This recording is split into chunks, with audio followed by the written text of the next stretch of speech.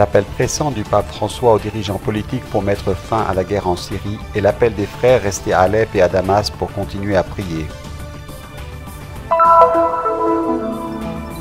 La vie des deux frères syriens étudiants de la custodie de Terre Sainte exprime l'espoir et la recherche de la sainteté, comme l'indique la nouvelle exhortation apostolique du pape François, Gaudete et Exultate. À Jifna, près de Ramallah, la photographe Arin Rinawi a inauguré la première académie des territoires palestiniens pour se spécialiser dans l'art de l'image. En 1987, les Sœurs du Rosaire ont fondé un centre de formation pour la couture et la mode. Ici, les étudiants de Jérusalem apprennent la théorie et la pratique du métier. Le complexe du sanctuaire du livre à l'intérieur du musée d'Israël expose les manuscrits de la mer Morte, les plus anciens manuscrits bibliques existants.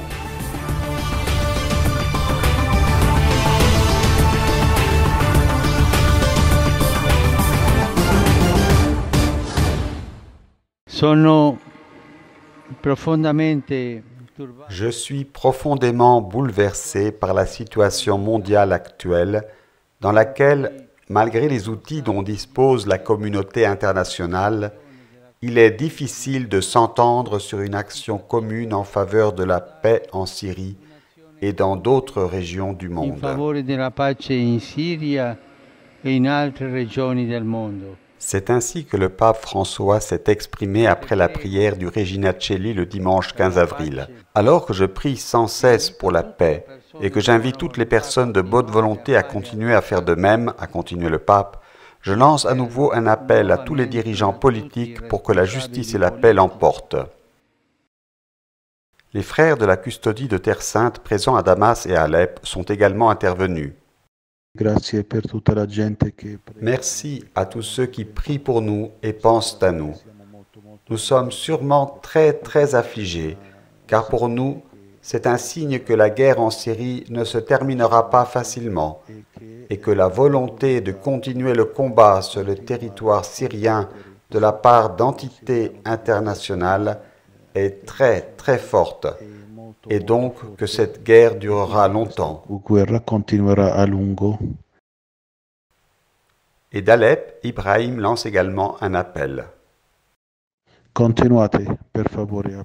S'il vous plaît, continuez à prier pour nous. Continuez à prier pour le peuple, en priant pour la paix.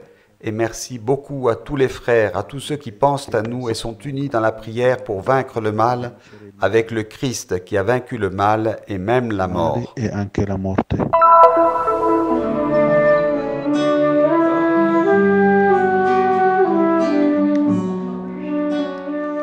Des horizons qui s'ouvrent et un chemin à suivre. Ou bien, on pourrait parler de deux chemins qui se croisent avec des liens encore plus forts que ceux du sang. Les jumeaux Georges et Johnny viennent d'Alep en Syrie et sont des frères étudiants de la custodie de Terre Sainte. Ils se ressemblent non seulement physiquement, mais aussi dans leur engagement à accomplir la volonté de Dieu malgré les défis de leur pays. Quale senso ha la mia vita?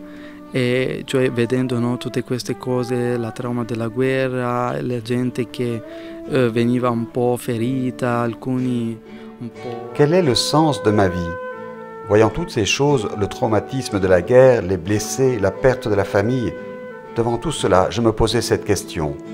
Quel est le sens de ma vie? Parce que je sentais que le Seigneur avait d'autres projets dans ma vie.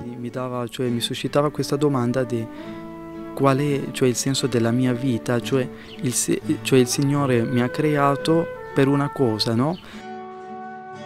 Grandi dans une famille chrétienne engagée dans les activités de la paroisse de Saint-François d'Assise, où la participation des chrétiens d'Alep est intense, les deux frères étaient à la recherche de leur vocation, vivant la sainteté dans la vie quotidienne. Johnny, qui voulait être médecin, fut le premier à manifester sa forte attraction à devenir frère franciscain, tandis que Georges, qui voulait être réalisateur, a prié en silence en entendant le même appel. Finora la Chiesa in Siria ha ancora delle vocazioni, specialmente in questo tempo. L'Église en Syrie encourage les vocations, surtout en cette période de guerre. Nous voyons que l'espérance du peuple est très grande, malgré la pauvreté ou le manque du nécessaire pour vivre. Mais il y a toujours cette lumière qui éclaire et les gens gardent l'espoir. surtout parce que nous devons nous rappeler qu'après la croix vient la Quella résurrection. luce che illumina. La gente ha tanta speranza e specialmente anche bisogna ricordare che dopo la croce viene la risurrezione. Dans sa récente exhortation apostolique Gaudete et Exsultate, le pape François désigne les béatitudes comme la carte d'identité chrétienne, une indication qui a déjà fleuri dans le cœur des jumeaux, une décision d'aller à contre-courant de ce que la société considère comme normal, comme l'indique le document.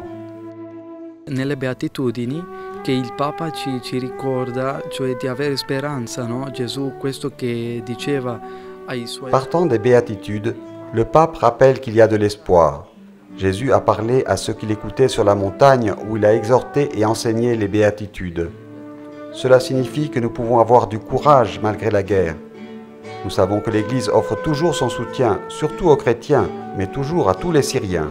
No? Nonostante la guerra, noi sappiamo, no, che anche tutta la Chiesa è con i siriani, specialmente con i cristiani, ma anche con tutti i siriani, no?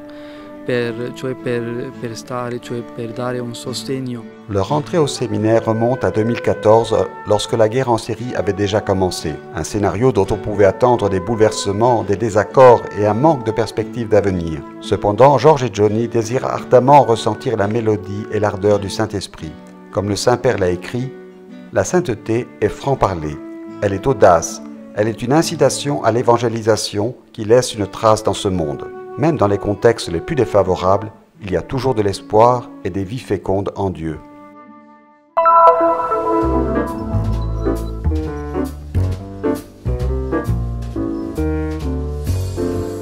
La première académie de photographie dans les territoires palestiniens a été inaugurée dans le village de Jifna, à 2 pas de Ramallah.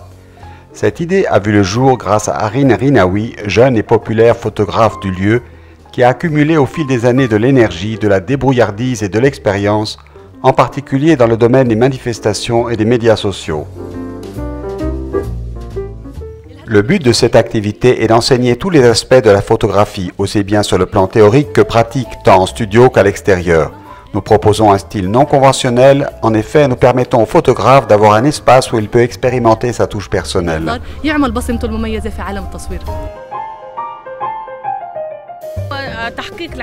C'est la réalisation du rêve d'Harin, mais aussi l'objectif d'une femme palestinienne qui s'est fortement impliquée pour atteindre l'excellence.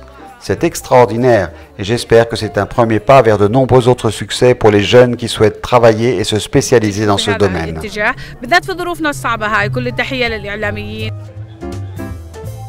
Ils sont nombreux à la cérémonie d'ouverture. Parmi eux, les initiés, les intéressés, les autorités civiles, des célébrités, dont Jacob Shahin, lauréat ephratien de l'édition 2017 d'Arab Idol.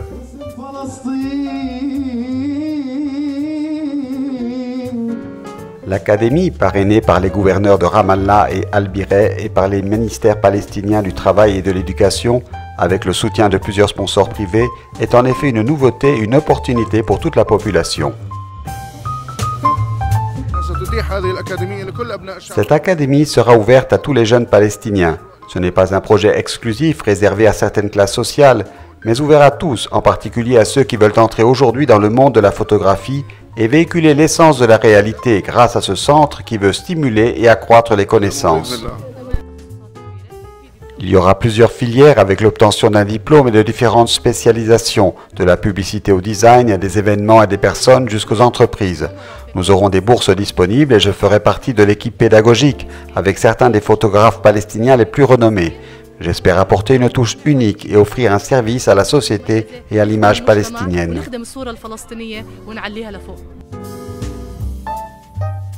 Les inscriptions sont déjà ouvertes et visent tous ceux qui ont terminé leurs études secondaires. Et si, comme le disait le photographe Henri Cartier-Bresson, ce qu'un bon photographe doit faire, c'est mettre le cœur, l'esprit et l'œil dans le même champ de vision, une telle académie ne peut être qu'une richesse pour toute la société.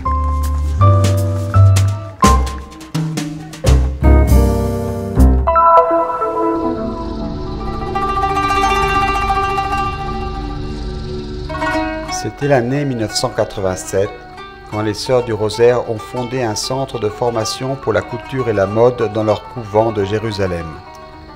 Le centre compte actuellement 30 étudiants, sous la direction attentive de sœur Emiliana Kanda, qui les suit pendant une période de 2 ans.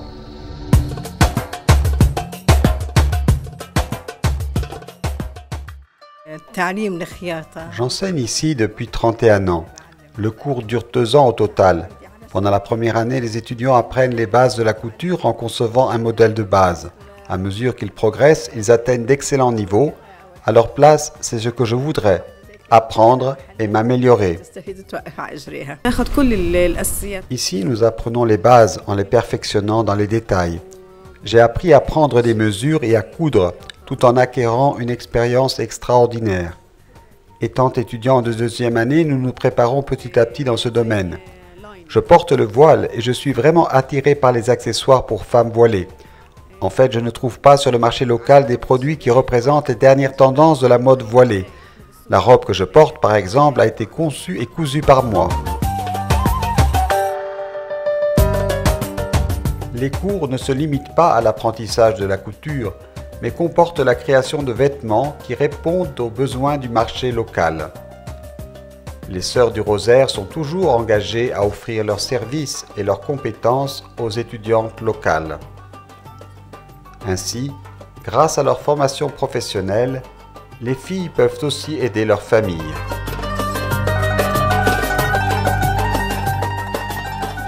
J'étudie ici dans ce centre depuis 1 an et j'ai beaucoup appris pendant cette période.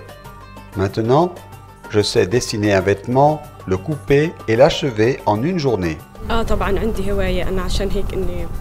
J'ai un passe-temps et je l'aime vraiment. Lorsque nous concevons une coupe sur un mannequin, le résultat est parfait. C'est un travail vraiment exceptionnel. Et sœur Emiliana nous dirige avec un dévouement remarquable. Je travaille également sur les vêtements des sœurs pour ce qui est de la couture, ainsi que sur les vêtements liturgiques, de manière à répondre avec mon service à toutes les nécessités.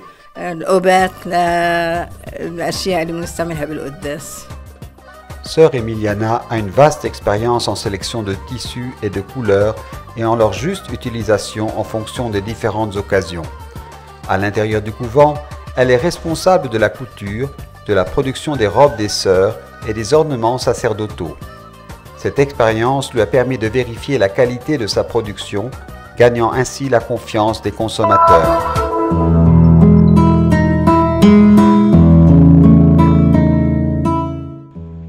Le Musée d'Israël a été fondé en 1965 en tant qu'institution nationale pour raconter l'histoire et en particulier l'archéologie de ce pays. Une archéologie qui raconte l'histoire de nombreux peuples qui ont vécu ici et qui ont laissé des traces matérielles de leur culture.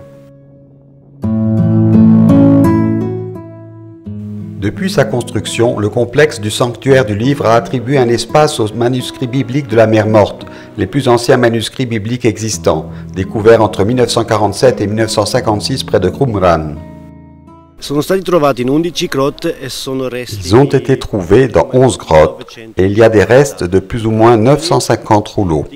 Je dis restes car très peu de rouleaux sont conservés intégralement. La plupart sont des fragments, des restes, parfois assez grands, mais très souvent aussi petits que la paume d'une main, ou, dans beaucoup de cas, très petits comme un ongle. Les documents trouvés à Qumran, attribués selon certains aux Esséniens, nous ont donné une vision de première main de la communauté et de sa vision du monde. Selon l'architecture du musée, du sanctuaire du livre, nous entrons dans une sorte de caverne qui est une caverne physique, mais aussi une grotte métaphorique, où tous les objets divers sont exposés, racontant l'histoire de cette secte, comment ils vivaient tous les jours. À travers cette grotte, vous arrivez dans la partie blanche du sanctuaire, où se trouvent les rouleaux de la mer Morte. Un parcours qui représente un voyage dans le temps, de l'obscurité à la lumière, à travers des fragments de manuscrits, des textes religieux, des commentaires bibliques, des hymnes, des psaumes et des règles pour une communauté religieuse. L'architecture nous montre ces 2 éléments symboliques très importants. Un mur de basalte noir et un grand dôme blanc qui est toujours lavé et purifié et qui symbolise un parchemin où l'on raconte l'histoire des enfants de la lumière et des enfants des ténèbres. D'après ce parchemin, les enfants de la lumière et les enfants des ténèbres s'affronteront et les enfants de la lumière gagneront. Alors le Messie viendra. De mars à juin, en même temps que le 70e anniversaire de la découverte des manuscrits de la Mer Morte, a été exposée la seule copie existante de la Genèse apocryphe datant de la fin du 1er siècle avant Jésus-Christ, trouvée parmi les 7 rouleaux découverts en 1947. Ce que nous avons mis en lumière, juste pour Pâques, sont des fragments de la Genèse, appelée la Genèse apocryphe, parce qu'elle ne fait pas partie de celle canonique, qui raconte plus particulièrement l'histoire du déluge. Il y a le nom de Noé qui se répète plusieurs fois, le terme pluie, le sacrifice de Noé est mentionné. C'est l'histoire que nous connaissons, avec de petites variations.